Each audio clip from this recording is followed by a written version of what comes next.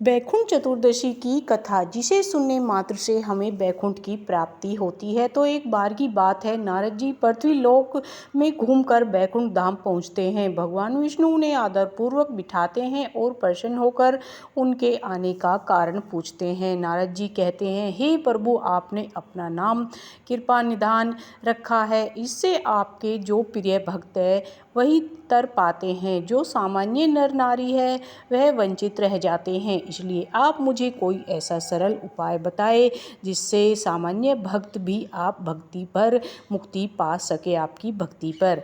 यह सुनकर भगवान विष्णु जी बोले, हे नारद, मेरी बात ध्यानपूर्वक सुनो। कार्तिक शुक्ल पक्ष की चतुर्दशी को जो नर नारी व्रत का पालन करेंगे और श्रद्धा भक्ति से मेरी पूजा अर्चना करेंगे, उनके लिए स्वर्ग के द्वार साक्षात खुले रहेंगे।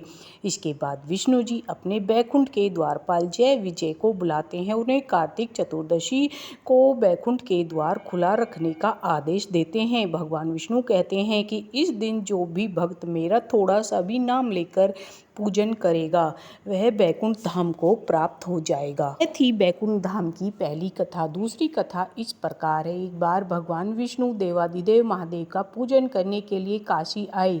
वहाँ मणिकर्णिका घाट पर स्नान करके उन्होंने 1000 स्वर्ण कमल पुष्पों से भगवान विश्वनाथ के पूजन का संकल्प किया। अभिषेक के बाद जब वे पूजन करने लगे तो शिव जी ने उनकी भक्ति की परीक्षा के उद्देश्य से एक कमल पुष्प कम कर दिया।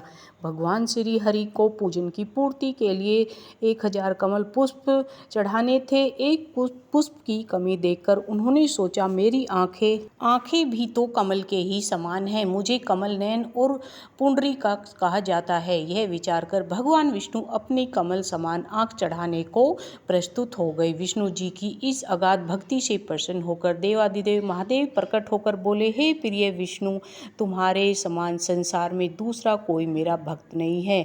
आज की ये कार्तिक शुक्ल चतुर्दशी अब बैकुंठ चतुर्दशी कहलाएगी और इस दिन व्रत पूर्वक जो पहले आपका पूजन करेगा उसे बैकुंठ लोक की प्राप्ति होगी। भगवान भोले बाबा ने इसी बैकुंठ चतुर्दशी को करोड़ों सूर्य की कांति के समान वाला सुदर्शन चक्र विष्णु जी को प्रदान किया।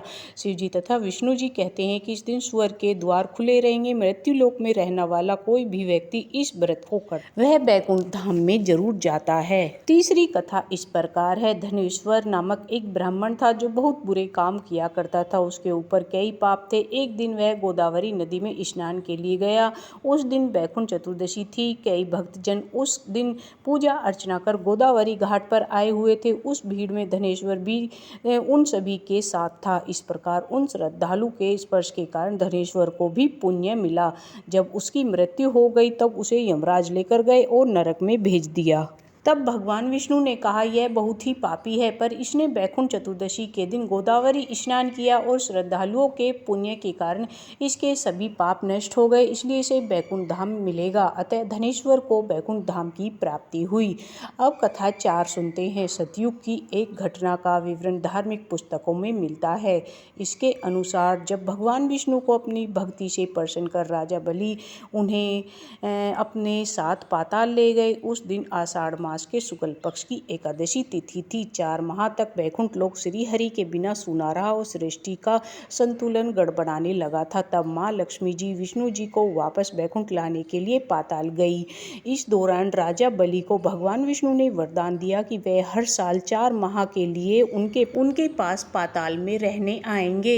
इसलिए भगवान विष्णु हर साल 4 महीने के लिए पाताल अपने भक्त बलि के पास जाते हैं। जिस दिन माँ लक्ष्मी के साथ भगवान विष्णु बैकुंठ धाम वापस लौटे, उस दिन कार्तिक मास के शुक्ल पक्ष की चतुर्दशी तिथि थी। इस दिन भगवान विष्णु के बैकुंठ लौटने के उत्सव को उनके जगाने के उत्सव के रूप में मनाया जाता है। कार्तिक शुक्ल पक्ष की एकादशी तिथि को श्री हरि जागने के बाद चतुर्दशी तिथि को भगवान शिव की पूजा के लिए काशी आए। यहाँ उन्होंने भगवान शिव को 1000 कमल पुष्प अर्पित करने का प्रण किया।